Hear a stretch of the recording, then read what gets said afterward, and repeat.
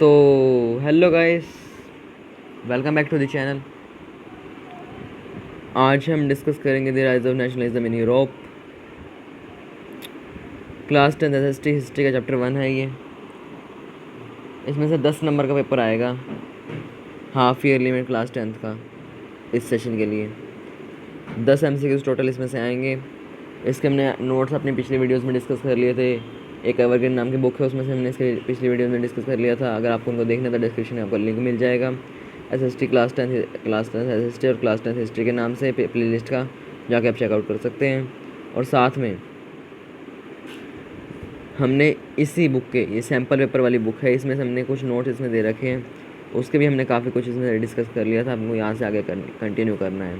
तो कंटिन्यू करने से पहले आपको एक बात बता दूँ, डिस्क्रिप्शन में आपको लिंक मिल जाएगा, आप इनको डाउनलोड कर सकते हैं वहाँ से जाके। ठीक है। तो कुछ लोगों की क्वेरी आ रही थी आपको ये हिंदी में चाहिए, तो देखो नोट्स तो मैं हिंदी में अवेलेबल नहीं करा सकता। अगर आपको वो चाहिए तो आप उनको नोट डाउन कर सकते हैं वहाँ से, जैसे मैं समझा रहा हूँ वहाँ से नोट डाउन कर सकते हैं। और अगर आपको ये बुक और ये पीडीएफ हिंदी में चाहिए तो एक ऐप है गूगल ट्रांसलेट, वहाँ जाके आप इसका स्क्रीनशॉट खींच के आप वहाँ डालिए गूगल ट्रांसलेट पे, वो आपको पूरी इसकी हिंदी बना के दे देगा। वहाँ से कॉपी करके आप नोट्स में लिख सकते हैं इसको, अपनी जो फ़ोन के अंदर नोट्स की एप्लीकेशन होती है वहाँ आप इसको टाइप कर सकते हैं, बाद में आप इसका प्रिंट निकलवा सकते हैं। तो मैंने आपको बता दिया। चलिए अब कंटिन्यू करते हैं। तो पिछली वीडियो में मैंने आपको नहीं कहा कि आप मेरा चैनल सब्सक्राइब कीजिए, इस वीडियो को लाइक कीजिए, तो इस वीडियो में कर दो, प्लीज़ कर दो। चलो आगे चलते हैं। Hunger, hardship and popular revolt. तो देखो इसको स्टडी करेंगे। 1830s में जो कि ईयर थे ग्रेट इकोनॉमिक हार्डशिप, मतलब वहाँ पे इकोनॉमिक क्राइसिस कह सकते हैं कि एक तरह की आ गई थी। बहुत ज़्यादा वहाँ इकोनॉमी डाउन चली गई थी 1830s के टाइम में। There was enormous increase in population all over the Europe. Europe में जितनी पॉपुलेशन थी ना, हर पूरे यूरोप में सारी जगह पॉपुलेशन बढ़ने लगी। Population from rural areas migrated to cities to live in over crowded slum. देखो क्या हुआ कि जो लोग रूरल एरियाज मतलब गांव में रहते थे, वो लोग सिटीज़ में आ गए, माइग्रेट करके वहाँ से शिफ्ट कर गए। ठीक है। और ताकि वो ओवर क्राउडेड स्लम, ज़्यादातर लोगों में जहाँ पे ज़्यादा लोग रहते हैं वहाँ रह सकें। ठीक है। आगे है the condition of workers in town was extreme, मतलब वहाँ बहुत ज़्यादा वर्कर्स काम कर रहे थे। ठीक है। In 1845 there was a revolt of weavers in Silesia village against the contractors. ये इंपॉर्टेंट है, इसके बारे में थोड़ा बहुत क्वेश्चन मैंने बना रखा है, सॉरी नोट्स में मिलेगा, आपको चेकआउट कर सकते हैं आप। तो 1845 में वीवर्स ने रिवोल्ट किया स्लेशिया विलेज के जो वीवर्स थे उन्होंने। ठीक है। किस पे रिवोल्ट कर दिया, किस पे क्रांति कर दी, विद्रोह शुरू कर दिया कॉन्ट्रैक्टर, वहाँ जो कॉन्ट्रैक्टर थे उनके ऊपर। आगे है in 1848 population of Paris were revolted due to food shortage. ठीक है। 1848 में पेरिस के जो लोग थे उन्होंने विद्रोह किस लिए करा, खाने की कमी की वजह से, और काफ़ी ज़्यादा वहाँ पे अनएम्प्लॉयमेंट हो गई थी। इस वजह से बैरिकेड्स जो वहाँ लगे हुए थे फ्रांस के चारों तरफ, उनको हटा दिया गया। लुइस फिलिप, जिसको हमने अभी पढ़ा था पिछली वीडियो में कि उसको जब फ्रांस में क्रांति हुई तो लुइस फिलिप को वहाँ पे किंग बना दिया गया था, तो उसको भी वहाँ से हटा दिया गया। ठीक है। आगे as a result a national assembly proclaimed a republic granted suffrage to all adult male above 20 months and guaranteed them right to work. देखो उसके बाद क्या कहा, एक नेशनल असेंबली बनाई गई जिसने ये फरमान कह दिया कि सबको सफरेज, मतलब यहाँ पे सफरेज का मतलब, एक तो सफरेज होती है बीमारी से सफ़र होना, सफरेज का मतलब होता है राइट टू वोट।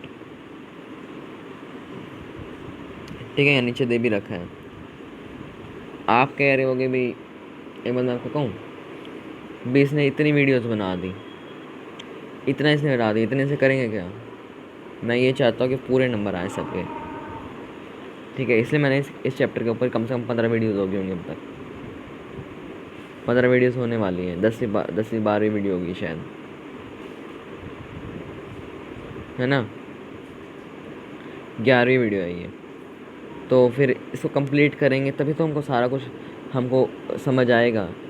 एक बार चैप्टर ज़रूर पढ़ लेना, सिर्फ एक बार पढ़ लेना, ठीक है। आगे बढ़ते हैं।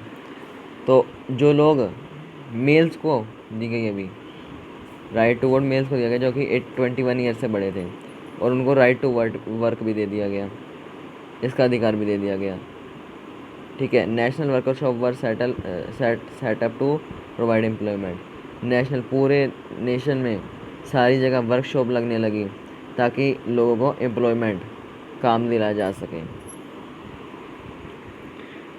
It was because the contractor supply raw material to weavers and reduce their payments. ये क्यों हुआ था कि जो कॉन्ट्रैक्टर थे वो रॉ मटेरियल वीवर के पास सप्लाई करते थे और उनसे उनकी पेमेंट कम कर देते थे, ठीक है। As a result suffrage was granted to all males above 21 by the national assembly, और इसने उनको राइट टू वर्क दे दिया। आगे the revolution of the liberals. Germany, Italy, Poland, Austro Hungarian, मतलब ऑस्ट्रिया और हंगरी का जो एक एम्पायर था, यानी हैब्सबर्ग एम्पायर, इनके ऊपर इसका शासन चलता था। उन्होंने क्या डिमांड करी? कॉन्स्टिट्यूशन चाहते थे वो, नेशनल यूनिफिकेशन के साथ। उनकी यूनिफिकेशन भी होनी चाहिए, एकीकरण भी होना चाहिए, और कॉन्स्टिट्यूशन भी चाहते थे अपने लिए वो। लिबरल, जो वहाँ पे लिबरलिस्ट थे, उन्होंने एडवांटेज उठाई इसकी। क्या करा उन्होंने? वो पॉपुलर हो रहे थे पूरे यूरोप में, उन्होंने क्या करा? नेशन स्टेट क्रिएट करने के लिए अपनी डिमांड को पुश करा, ठीक है।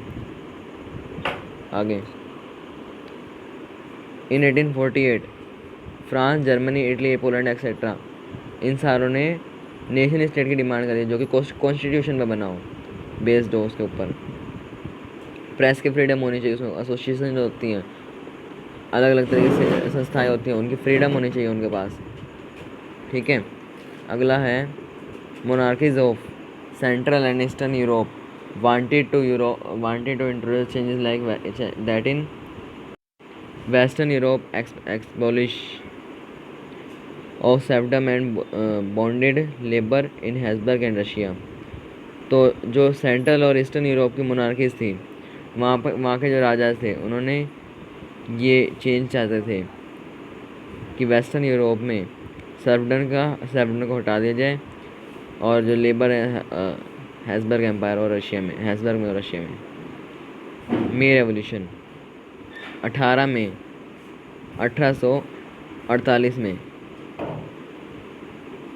831 elected representative church of saint Paul में इकट्ठे हुए।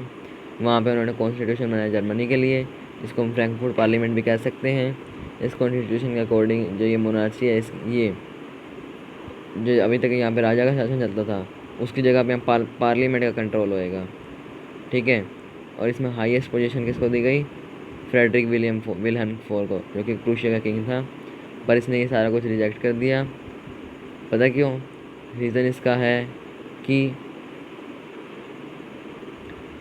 भी जो राजा होगा उसको काम करना पड़ेगा पार्लियामेंट के अंडर। पार्लियामेंट ने अपना सपोर्ट छोड़ दिया, क्योंकि जो डिमांड ऑफ वर्कर्स थी वो, और आर्टिस्ट की जो डिमांड थी वो इग्नोर करी गई, और इस असेंबली को जो है असेंबली नष्ट हो गई।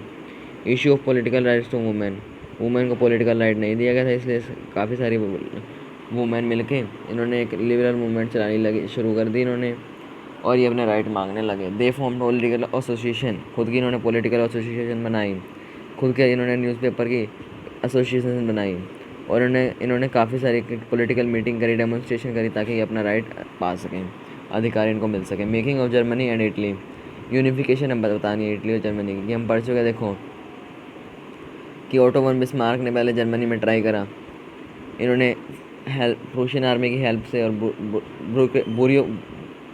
ब्यूरोक्रेसी की हेल्प से इन्होंने सारों ने मिलकर क्या करा? पहले जो अलग अलग स्टेट थी, जो अलग अलग रूलर्स के द्वारा कब्जे में ली गई थी, उन सबको हराया, सारों ने मिलकर एकीकरण करा इसका। तो उसके बाद 18 जनवरी 1871 में जो जर्मनी का जो यूनिफिकेशन वो हो गया। केसर विलियम वन इसको यहाँ का किंग बना दिया गया, जो कि प्रूशिया का किंग हुआ करता था।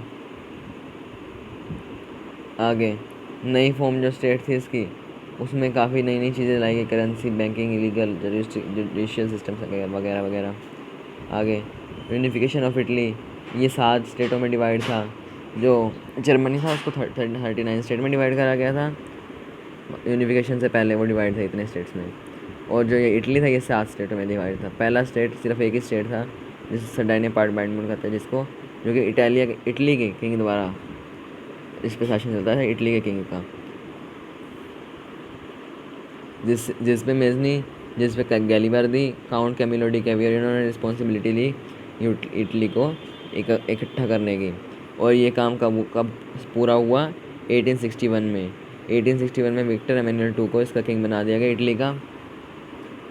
जो स्टेट्स थी टस्कैनी, मोडेना, पार्मा, पेपाल, ये सारी सरडानिया के साथ जुड़ गई। मतलब ये अलग अलग स्टेट का नाम दे रखा है जो इटली के पहले हुआ करती थी। इटली पहले डिवाइड थी ना, उनमें से कईयों का नाम दे रखा है। ये 7 में से टोटल 4 का नाम दे रखा है, 1 का नाम आप पहले पढ़ चुके हैं। आगे फाइनल यूनिफिकेशन इसका हुआ और रोम भी इसका पार्ट बन गया सरडाइनी का। ठीक है। The growth of great Britain. अब ग्रेट ब्रिटेन, इसके बारे में बात करेंगे कि ग्रेट ब्रिटेन कब बना। देखो, जो ब्रिटिश का नेशन था ये 18th सेंचुरी में ही बन गया था। मतलब 18th सेंचुरी में कोई ब्रिटिश का कोई पूरा नेशन नहीं था। इनकी प्राइमरी आइडेंटिटीज मतलब ये अलग अलग जातियों में बटे हुए थे। कुछ को इंग्लिश कहते थे, वेल्स, स्कॉट, इरिश, 4 तरह की जातियाँ थी इनकी। एथनिक हम पढ़ चुके पहले क्या होता है। एक्ट ऑफ यूनियन लगा इनमें जो 1707 में लगा गया था इंग्लैंड और स्कॉटलैंड के बीच में, जिसने फॉर्मेशन किसकी फॉर्मेशन में रिजल्ट दिखाया, United kingdom of great Britain, जिसको हम आज भी जानते हैं जिसके नाम को। इस एक्ट से क्या हुआ, स्कॉटलैंड जो इंग्लैंड के कब्जे में आ गया, आयरलैंड को भी इंग्लैंड ग्रेट ब्रिटेन का पार्ट बना लिया गया फोर्स करके उसको। कुछ यहाँ नाम दे रखे हैं। ब्रिटिश फ्लैग का नाम था यूनियन जैक, उसके नेशनल एंथम का नाम था God save our Nobel king, और लैंग्वेज उसकी इंग्लिश थी। ठीक है। विजुअलाइजिंग द नेशन थोड़ा सा रह गया है, ये इसको फटाफट से स्टडी करते हैं। Artist in the 18th and 19th century started to personify female figures. इन्होंने क्या करा, मतलब अलग अलग तरह की एलिगोरीज बनानी शुरू कर दी। ठीक है। इनको ये पूरे नेशन को रिप्रेजेंट करती थी। ये बहुत, इनको एलिगोरी नाम दिया गया। फ्रांस की मराइन थी, जर्मनी की जर्मेनिया थी। ठीक है। ये अलग अलग तरह की एलिगोरी दे रखी है, ये हमने नोट्स में पढ़ लिया है। नेशनलिज्म एंड इम्पीरियलिज्म, एक बड़ा पार्ट बैल्कन जो कि ओटोमन एम्पायर के अंडर आता था। Each European power I Germany, Russia, England, Austria Hungary wanted to extend control over Balkan. जो सारी जो यूरोपियन की जितनी सारी पावर्स थी, ये सारी क्या चाहती थी, ये चाहती थी कि ओटोमन एम्पायर के अंदर जितने भी एरिया हैं, यानी बाल्कन के अंदर जितने भी एरिया हैं, वो सारे उसके ऊपर कंट्रोल करना चाहते थे अपना अपना। और इसी ने क्या करा, लड़ाई शुरू हुई और फाइनली फर्स्ट वर्ल्ड वॉर हो गई, जिससे बहुत बड़ी तबाही मच गई यूरोप में। तो ये नोट्स यहाँ फिनिश होते हैं। नेक्स्ट वीडियो में हम इसके जो MCQs हैं उनको डिस्कस करेंगे। इसके टोटल 35 MCQs हैं, 5 इसके असर्शन रीजनिंग है। असर्शन रीजनिंग मैंने पहले आपको समझा दिया था क्या होते हैं, तो सीधा इसको हम असर्शन रीजनिंग डिस्कस करेंगे। उसके बाद इसमें केस स्टडी बेस्ड क्वेश्चन है, उनको हम डिस्कस करेंगे। तो ये 4-5 वीडियो भी इसकी और बनेंगी। ठीक है। तो मिलते हैं आपसे अगली वीडियो में, तब तक के लिए बाय। वीडियो शेयर कर तो प्लीज़ लाइक कर देना, चैनल को भी सब्सक्राइब कर देना और वीडियो को शेयर ज़रूर कर देना अपने दोस्तों में। बाय।